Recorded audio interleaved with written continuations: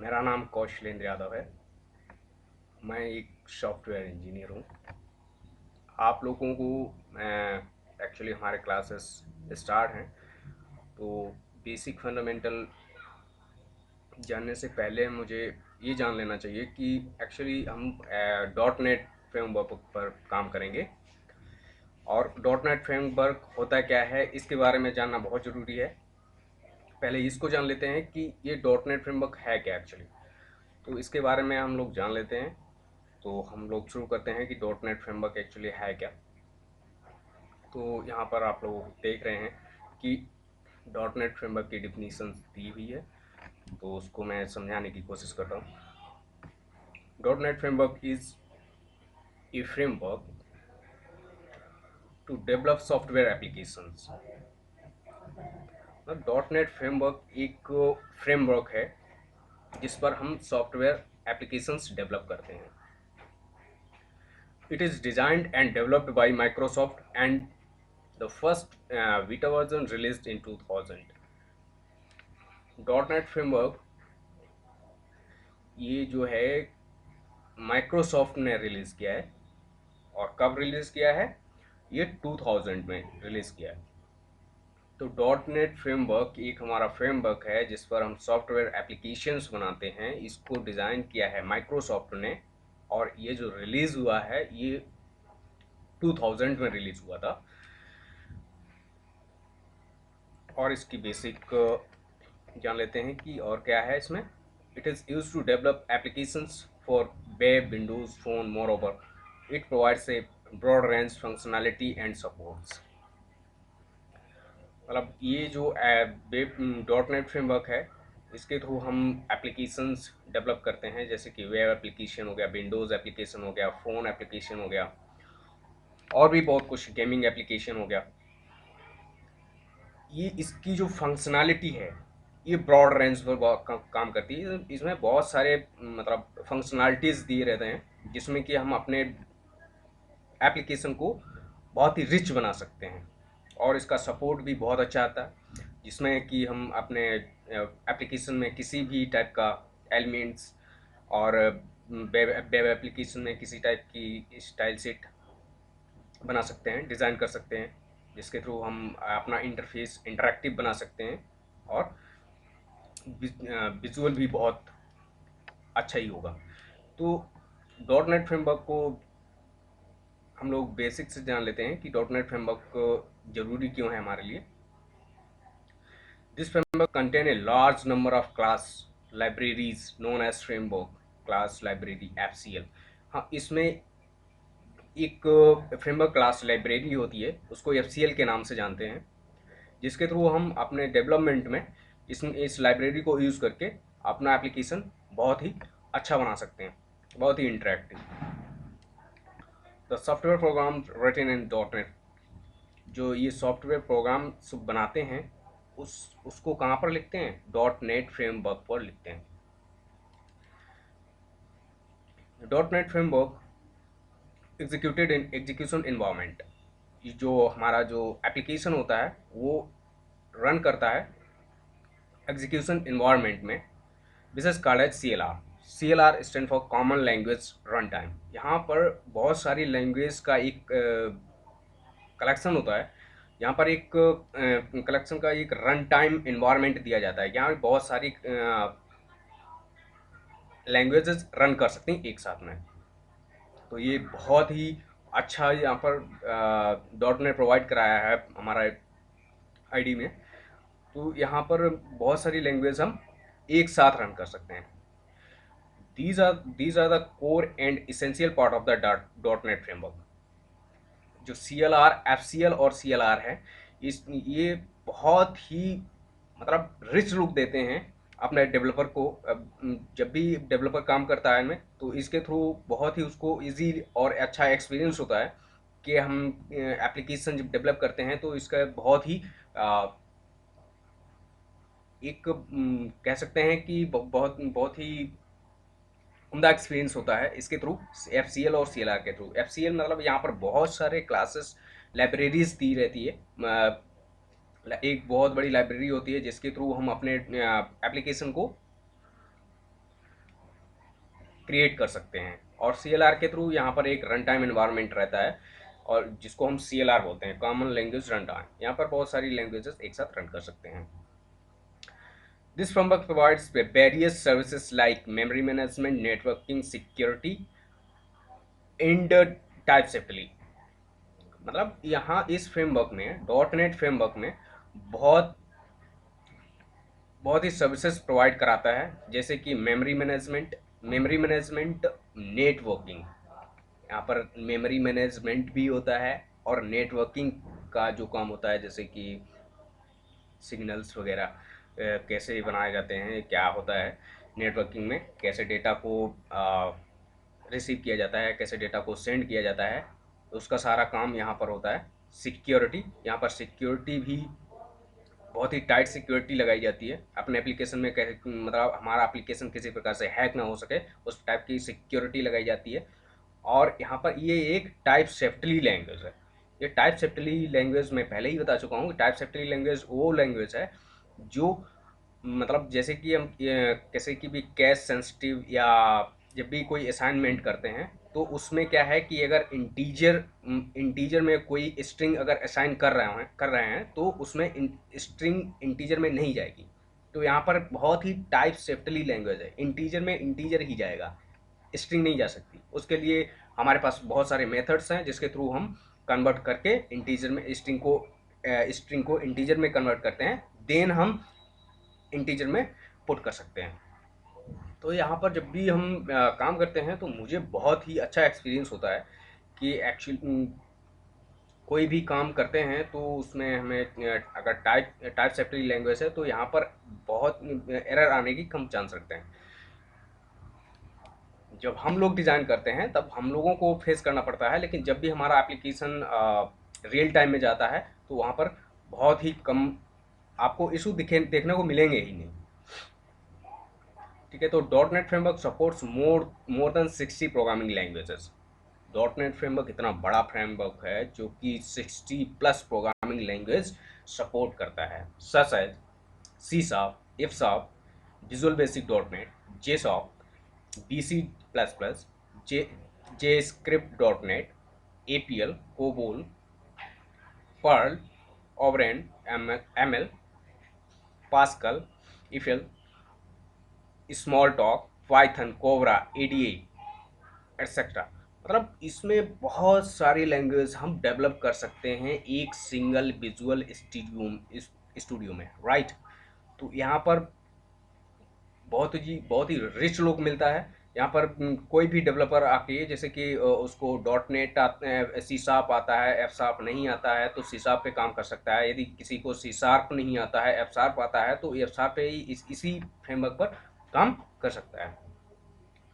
और किसी को कोबोल आता है या APL आता है या पर्ल आता है, तो यहाँ पर किसी भी प्रकार की लैंग्वेज अगर आपको आती है 60+ के जितनी भी इसमें सपोर्ट करती है, तो उन लैंग्वेज को हम यहाँ पर डेवलप कर सकते हैं, अपने एप्लीकेशन को उस लैंग्वेज में बना सकते हैं और उसका हम फ़ायदा उठा सकते हैं। जो कि हमारे डॉट नेट में बहुत बड़ा सॉफ्टवेयर है। डॉट नेट एक्चुअली ये एक फ्रेमवर्क है जो कि डिज़ाइन किया गया है माइक्रोसॉफ्ट के द्वारा। इसमें बहुत बहुत सारी लैंग्वेज सपोर्ट करती है, जिसके थ्रू हम अपने किसी भी प्रकार की किसी आप लैंग्वेज पे काम कर रहे हैं, आप यहाँ पर आके अपनी उस लैंग्वेज में काम कर सकते हैं।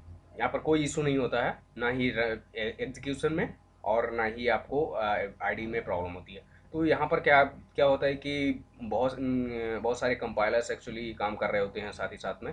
तो जो भी आप लैंग्वेज यूज़ करते हैं, जो भी आप लैंग्वेज में अपना एप्लीकेशन डिज़ाइन करते हैं, तो उस लैंग्वेज में आपको उसी के थ्रू वो कंपाइल करके आपको आउटपुट दिखाता है। ओके दोस्तों, तो आगे जान लेते हैं कि following is dot net framework stack the shows the modules और कंपोनेंट ऑफ द फ्रेमवर्क। इसमें मॉड्यूल बता रहे हैं कि मॉड्यूल क्या क्या होते हैं उनके बारे में। तो dot net framework is composed of 4 main components. इसमें जो डॉट नेट फ्रेमवर्क में जो मेन कंपोनेंट हैं वो कौन कौन से हैं वो जान लेते हैं पहले। तो पहला है हमारा कॉमन लैंग्वेज रन टाइम। मतलब सी एल आर मतलब कॉमन लैंग्वेज रन टाइम। इसमें क्या है कि बहुत सारी लैंग्वेज हम यहाँ पर रन कर सकते हैं एक इन्वायरमेंट में, ठीक है। तो यहाँ पर जैसे कि अब आप सी शार्प पे काम कर रहे हैं, एफ शार्प पे काम कर रहे हैं, किसी पे काम कर रहे हैं, आप आइए बस डॉट नेट को यूज़ कीजिए और वहाँ पर अपना कोड लिखिए और रन कीजिए। देखिएगा आपको कि, कोई प्रॉब्लम नहीं मिलेगी, आपका प्रोग्राम सक्सेसफुली रन होगा। और इसका ये एक फीचर है जो हम लोग डिस्कस कर रहे हैं, common language run time CLR। और दूसरा हमारा फीचर है फ्रेमवर्क क्लास लाइब्रेरी। इसमें एक फ्रेमवर्क क्लास लाइब्रेरी प्रोवाइड कराई जाती है डॉट नेट में। एक फ्रेमवर्क क्लास लाइब्रेरी होती है FCL के नाम से। तो उसमें क्या है कि बहुत सारे क्लासेस यहाँ पर अवेलेबल रहते हैं। जो जो हमारा लाइब्रेरी होता है उसमें बहुत सारे क्लासेस रहते हैं, तो उनको हम यूज़ करके अपने अकॉर्डिंग उसको डेवलप कर सकते हैं अपने एप्लीकेशन को। तो यहाँ पर एक बहुत अच्छा फीचर है, तो इसको हम यूज़ करते हैं और FCL के थ्रू हम बहुत अच्छा अपना एप्लीकेशन बना सकते हैं। जैसे कि कुछ भी बनाना चाहें, गेम बनाना चाहें या कोई भी वेब एप्लीकेशन बनाना चाहें, इंटरप्राइज एप्लीकेशन बनाना चाहें, कुछ भी बनाना चाहें, वो यहाँ पर हम बना सकते हैं। और हमारा इसमें थर्ड फीचर जो है वो है हमारा कोर लैंग्वेज। कोर लैंग्वेजेस इसमें कौन कौन सी हैं? इसमें विन फॉर्म्स एक कोर लैंग्वेज है, ASP.NET एक कोर लैंग्वेज है, एंड Edio.NET एक कोर लैंग्वेज है। तो इसमें जो कोर लैंग्वेजेस हैं ये इसमें इनबिल्ड रहती हैं, तो इनके थ्रू हम अपने एप्लीकेशन को रोबस्ट बना सकते हैं। और नंबर फोर्थ पे है अवर अदर मॉड्यूल्स। इसमें जो मॉड्यूल्स हैं जो वो यहाँ पर यूज़ करते हैं, जैसे कि WCF, WPF, WF, card speech, link, entity framework, parallel link, task parallel library etcetera. मतलब यहाँ पर WCF, WPF, WF को यूज़ करके हम बहुत ही अच्छा अपना एप्लीकेशन डिज़ाइन कर सकते हैं। तो ये जो चार यहाँ पर कंपोनेंट्स दिए गए हैं डॉट नेट के, ये इनबिल्ड होते हैं डॉट नेट में और बहुत ही हेल्पफुल होते हैं हमारे लिए। और यहाँ पर एक डायग्राम दिया गया है जिसके थ्रू हम जान लेते हैं कि यहाँ पर कॉमन लैंग्वेज रन टाइम, यहाँ पर जैसे ही हम अपने प्रोग्राम को डेवलप करते हैं और इसको कॉमन लैंग्वेज रन टाइम को प्रोवाइड कराते हैं तो ये हमारा कंपाइल करके रन कर देता है। और ये फ्रेमवर्क क्लास लाइब्रेरी, इसमें हम जो भी अपना काम जो भी हम यूज़ करते हैं, जैसे कि प्री डिफाइंड क्लासेस यहाँ पर बनी रहती हैं, उनको हम ये कंज्यूम करते हैं और इनहेरिट करके जैसे भी वहाँ पर यूज़ कर सकते हैं अपने प्रोग्राम, अपने एप्लीकेशन में, राइट। तो यहाँ पर जान लेते हैं कि CLR क्या, CLR को थोड़ा डीपली से समझ लेते हैं। ये है क्या CLR common language runtime. यहाँ पर एक रन टाइम एनवायरनमेंट प्रोवाइड कराया जाता है, उसी को CLR बोलते हैं। It is a programme execution engine. जो CLR है एक प्रोग्राम एग्जीक्यूशन, जैसे कि मैंने प्रोग्राम लिखा, प्रोग्राम लिखने के बाद हम इस इंजन को प्रोवाइड करा देते हैं। ये हमारा इंजन क्या करता है, इसको एग्जीक्यूट करता है, हमारे कोड को एग्जीक्यूट करता है एंड लोड्स। ये जो इंजन है वो हमारे हमारे कोड को लोड करता है और देन उसको एग्जीक्यूट करता है। ओके, तो इसको जान लेते हैं। It is a program execution engine that loads and executes the program. Okay, यही मैंने बताया अभी आपको। It converts the program into native code. मतलब ये जो हमारा CLR है वो क्या करता है, अब हमारे कोड को उठाता है, हमारे प्रोग्राम को उठाता है और कन्वर्ट किस में करता है, नेटिव कोड में। नेटिव कोड में हम आगे अब आप लोगों को बिल्कुल इसमें चर्चा करेंगे और बताएंगे नेटिव कोड क्या होता है। It acts as a interface between the framework and operating system. ये एक जो CLR है बिल्कुल इस तरीके से काम करता है जैसे कि इंटरफेस फ्रेमवर्क और ऑपरेटिंग सिस्टम। मतलब जो हमारा फ्रेमवर्क है डॉट नेट और ऑपरेटिंग सिस्टम के बीच में जो इंटरफेस है, इस तरीके से काम करता है। जैसे कि ये कोई भी कम्युनिकेशन ऑपरेटिंग सिस्टम और फ्रेमवर्क के बीच में होती है, तो उसके बीच में ये CLR हमारा यूज़ होता है।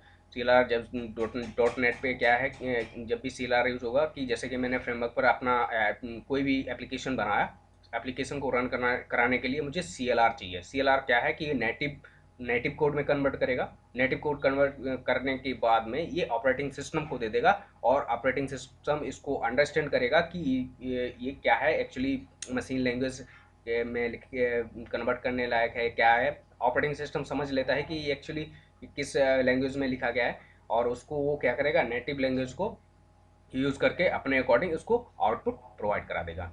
इट डज एक्सेप्शन हैंडलिंग, ये एक्सेप्शन हैंडलिंग भी करता है। मतलब एक्सेप्शन जैसे कि आप कोई भी प्रोग्राम लिख रहे हैं तो उसमें किसी फाइल को आप प्रिंट कराना चाह रहे हैं कि इस फाइल में क्या लिखा हुआ है उसको मुझे शो कराना है अपने कंसोल पर। तो यहाँ पर क्या करेंगे कि हम एक ट्राई कैच ब्लॉक से इसको हम हैंडल कर लेंगे। एक्सेप्शन हैंडलिंग यही होती है, ट्राई कैच ब्लॉक से हैंडल कर लेंगे कि यदि कोई भी हमें जैसे कि मैंने फाइल का नाम लिखा, अगर वो फाइल एग्जिस्ट नहीं करती है जिसका मैंने पाथ दिया है, लोकेशन दिया है, तो वो क्या करेगा, मुझे एक एक एक्सेप्शन देगा कि आपकी फाइल अभी एग्जिस्ट नहीं करती है। आपने अगर कोई गलत नाम दे दिया फाइल का तो वो बता देगा कि हाँ अभी ये फाइल इस नाम से अवेलेबल नहीं है। इसी को बोलते हैं एक्सेप्शन हैंडलिंग।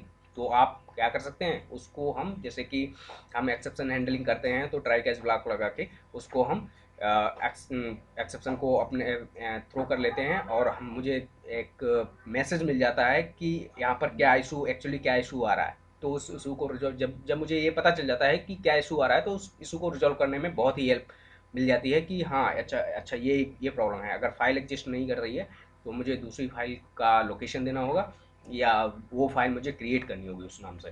ठीक है, तो वो हम कर सकते हैं। इसी को बोलते हैं एक्सेप्शन हैंडलिंग। किसी भी प्रकार की एक्सेप्शन आती है तो हम उसको हैंडल कर सकते हैं। मेमोरी मैनेजमेंट क्या है, मेमोरी मैनेजमेंट मतलब जैसे भी हम ऑब्जेक्ट बनाते हैं तो हमें एक क्या होता है कि उस क्लास में जो भी, जिस क्लास का ऑब्जेक्ट बनाते हैं उस क्लास में जो जितने भी आइडेंटिफायर्स होते हैं और जितने भी, उनको एक मेमोरी प्रोवाइड कराई जाती है।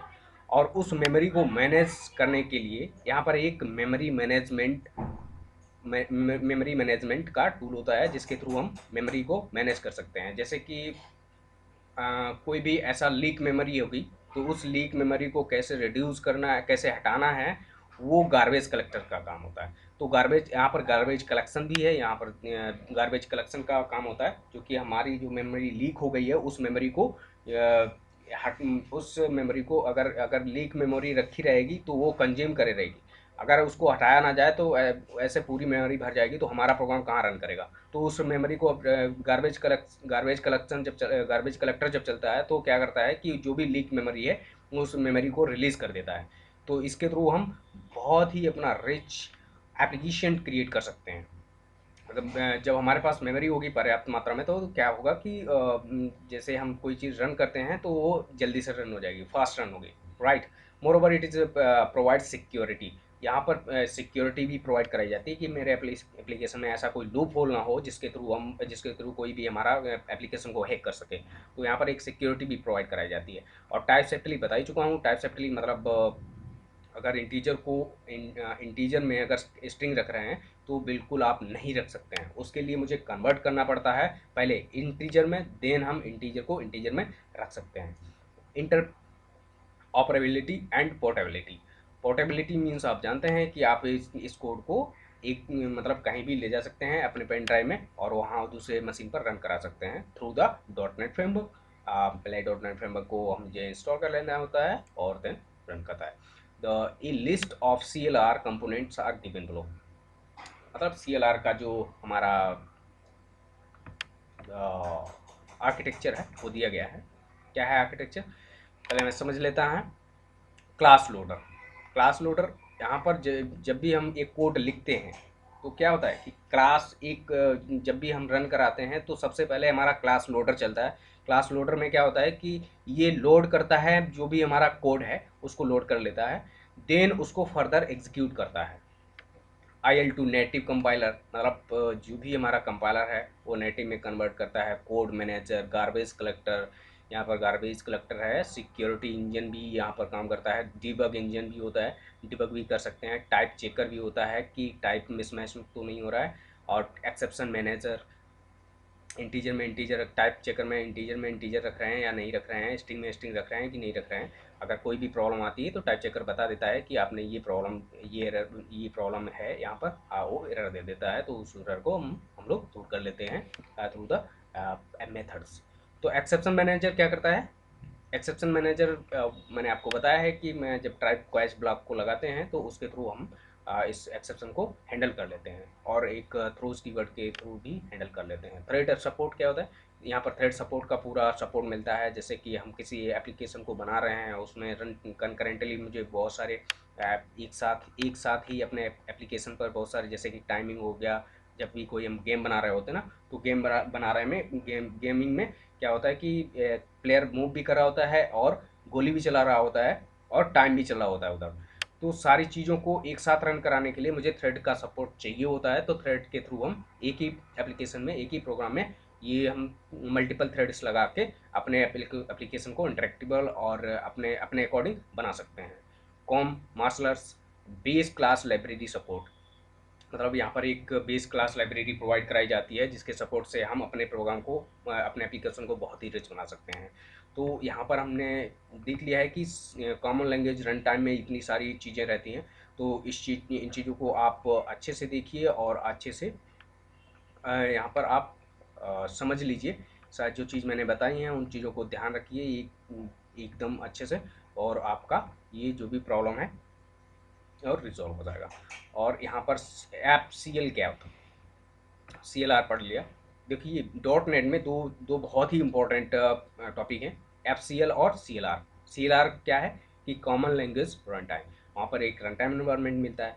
अब FCL क्या है? ये है फ्रेमवर्क क्लास लाइब्रेरी। इसमें फ्रेमवर्क क्लास लाइब्रेरी में एक मुझे लाइब्रेरी मिलती है जिसमें बहुत सारी क्लासेस रखी हुई होती हैं, उनके थ्रू अपने एप्लीकेशन को बहुत ही रिच बना सकते हैं। It is a standard library. ये बता रहे हैं कि ये एक स्टैंडर्ड लाइब्रेरी है, that is a collection of thousands of classes. मतलब इसमें 1000 से भी ज़्यादा क्लासेस अवेलेबल रहती हैं and use to build application. मतलब अपने एप्लीकेशन को बनाने के लिए मुझे ये क्लासेस यूज़ कर सकते हैं बहुत ईजी से। The BCL base class library is a core of the FCL। It's provides basic functionalities, मतलब ये हमें बेसिक फंक्शनैलिटीज़ प्रोवाइड कराती है और उसके थ्रू हम अपने एप्लीकेशन को क्रिएट कर सकते हैं। ठीक है, तो बेस क्लास लाइब्रेरी में क्या क्या होता है इस चीज़ को भी जान लेते हैं। system.web, system.web.com, system.drawing, system.data, system.xml। तो यहाँ पर हम system.web में, वेब जो हमारा क्लास है, यहाँ पर इस क्लास के थ्रू हम वेब एप्लीकेशंस बनाते हैं। यहाँ पर system.web विंडोज डॉट फॉर्म्स, मतलब विंडो के जो भी एप्लीकेशन है वो इसके थ्रू बनाते हैं। system.windows.form,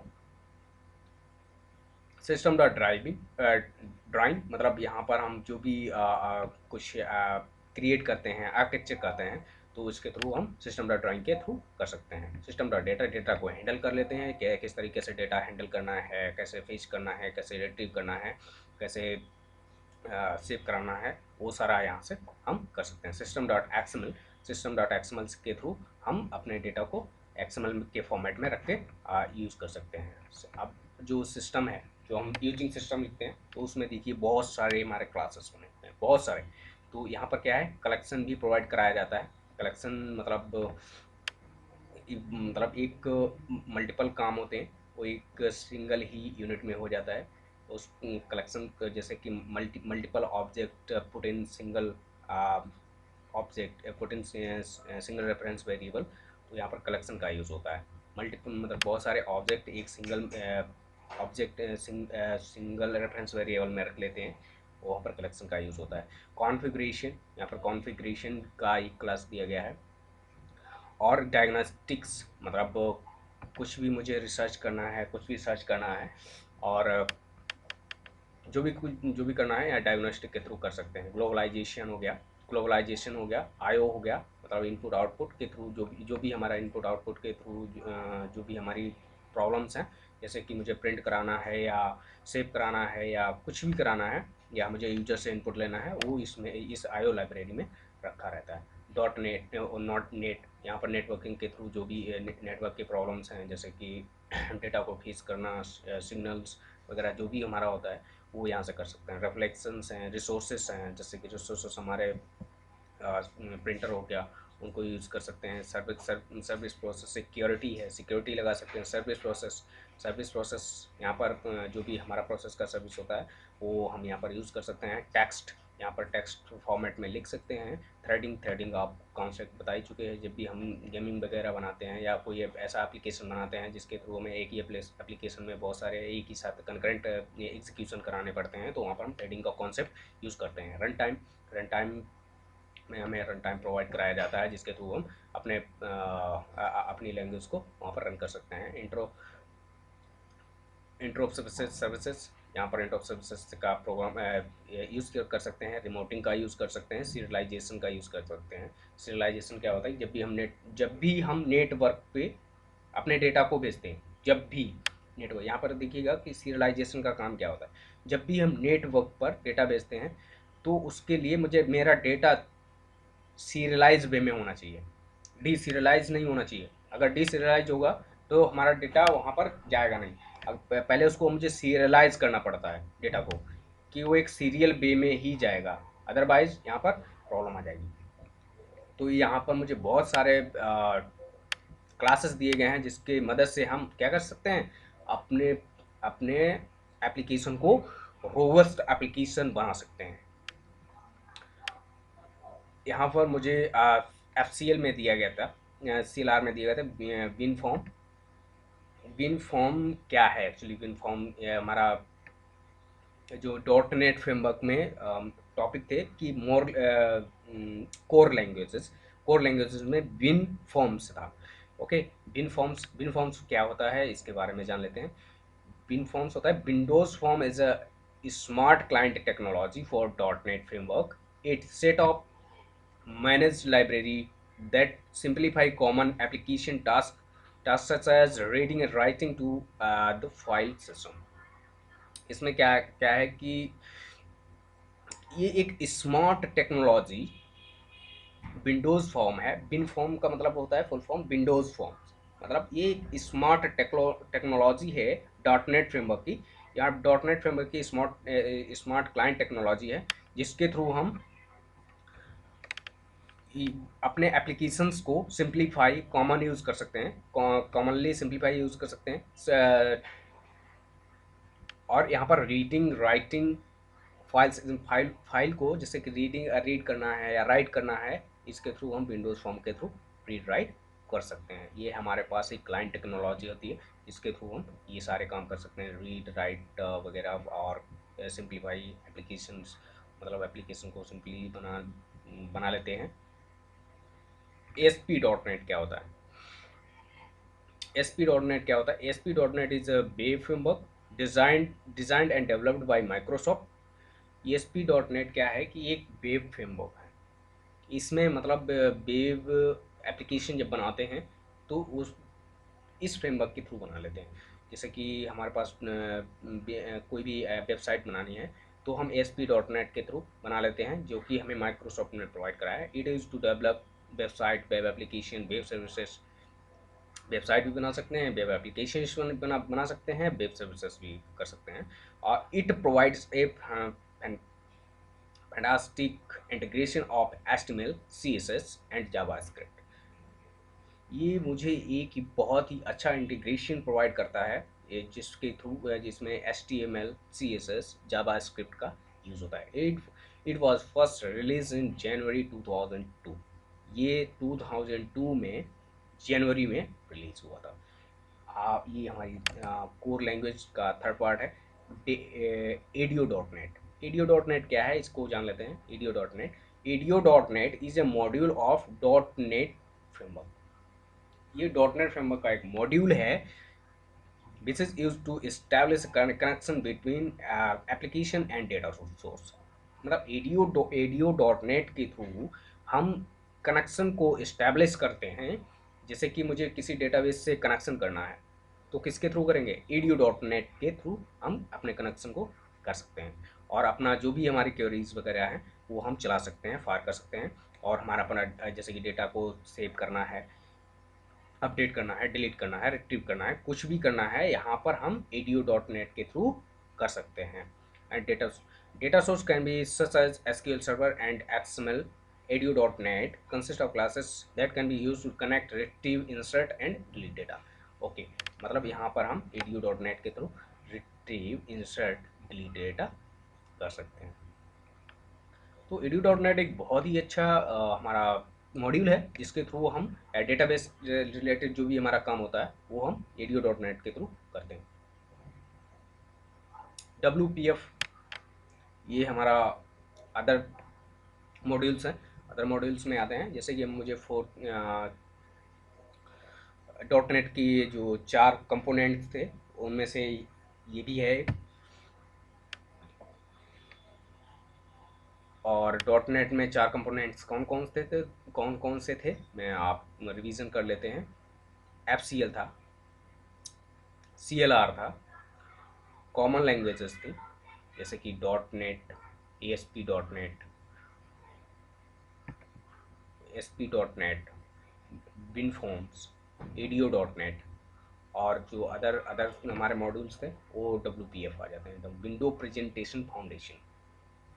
WPF में क्या है कि Windows presentation foundation, WPF is a graphical subsystem bye Microsoft for rendering user interface in Windows based application. Windows based application, WPF previously known as Avalon. Avalon was initially released in part of .NET Framework 3.0 in 2006. WPF uses DirectX। मतलब यहाँ पर WPF का use क्यों करते हैं, इसका हम लोग जान लेते हैं कि WPF का यूज़ क्यों करते हैं। इसका पहले फुल फॉर्म जान लेते हैं। Windows presentation foundation. क्या है? Windows presentation foundation. ये एक ग्राफिकल सबसिस्टम होता है। ओके, ये माइक्रोसॉफ्ट के द्वारा दिया गया ग्राफिकल सबसिस्टम होता है जिसके थ्रू हम रेंडरिंग कर सकते हैं, इंटरफेस विंडोज वेब एप्लीकेशन बना सकते हैं। प्रीवियसली नोन एज द एबेलॉन, इसको हम पहले एबेलॉन के नाम से जानते थे, अब ये रिलीज़ हुआ है .NET फ्रेमवर्क पर 3.0 में WPF के नाम से। पहले इसको एबेलॉन के नाम से जानते थे। ओके, अब WCF क्या होता है? Windows communication foundation. Windows communication foundation में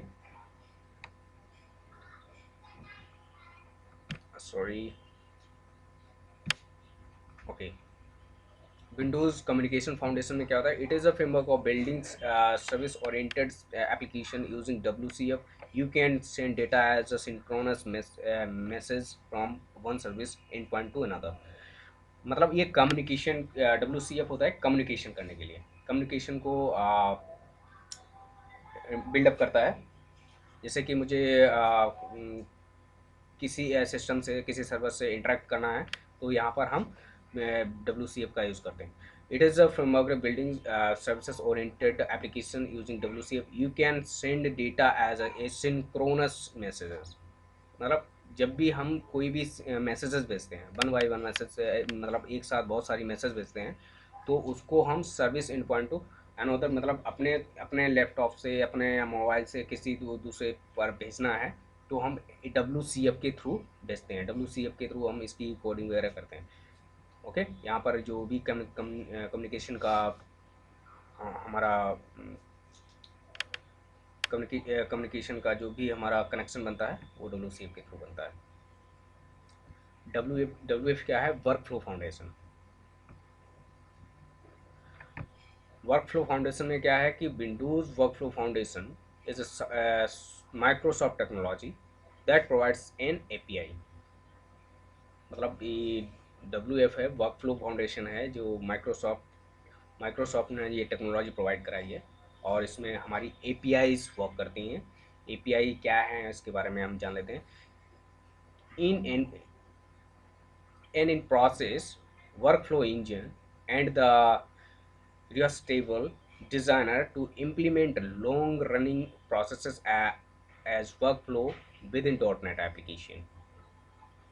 ये जो हमारा वर्कफ्लो इंजन है वो हमारा इम्प्लीमेंट करता है लॉन्ग रनिंग प्रोसेसेस, मतलब यहाँ पर जो भी हमारे प्रोसेस होते हैं वो, जैसे कि बड़ा प्रोसेस हो गया, उसको run long long running processes workflow with in the dot net framework. यहाँ पर डॉट नेट फ्रेमवर्क पर हमारे जो भी बड़े बड़े सॉफ्टवेयर होते हैं वो रन करते हैं। यह वर्क फ्लो है एक्चुअली। यहाँ पर कैसे काम होता है, कैसे हमारा सॉफ्टवेयर रन करता है, उसके बारे में यहाँ जानकारी मुझे मिलती है। लिंक क्या है? Language integrated query. Language integrated query, it is query language introduce in dot net 3.5 framework. ये जो लिंक है लैंग्वेज इंटीग्रेटेड क्वेरी, ये हमारा 3.5, ये डॉट नेट 3.5 फ्रेमवर्क का वर्जन आया था, उसमें इसको इंट्रोड्यूस किया गया था। इसके थ्रू हम अपनी क्वेरी को डेटा सोर्स के थ्रू डेटा सोर्स में हम सेव कर सकते हैं, एडिट कर सकते हैं, डिलीट कर सकते हैं। और सी शार्प के थ्रू, जैसे कि हम सी शार्प के थ्रू अपना डेटा सेव कराना चाहते हैं, तो हम इस लिंक का यूज कर सकते हैं। विजुअल बेसिक प्रोग्रामिंग लैंग्वेज में भी इसका हम यूज कर सकते हैं। एंटिटी फ्रेमवर्क क्या होता है? एंटिटी फ्रेमवर्क को भी जान लेते हैं। एंटिटी फ्रेमवर्क क्या होता है? It is ORM based of open source framework. अब ORM क्या होता है? और ORM होता है कि object relational mapping. Object relational mapping मतलब मैंने किसी क्लास टाइप की एंटिटी बना रखी है, जिसमें हमने क्लास एक डिफाइन की है, उसमें आईडी है, नेम है, एड्रेस है, फ़ोन नंबर है, ईमेल है, पासवर्ड है, ये सारे मैंने एक क्लास में डिफाइन कर रखे हैं। तो ये एक ORM टूल के थ्रू क्या करता है?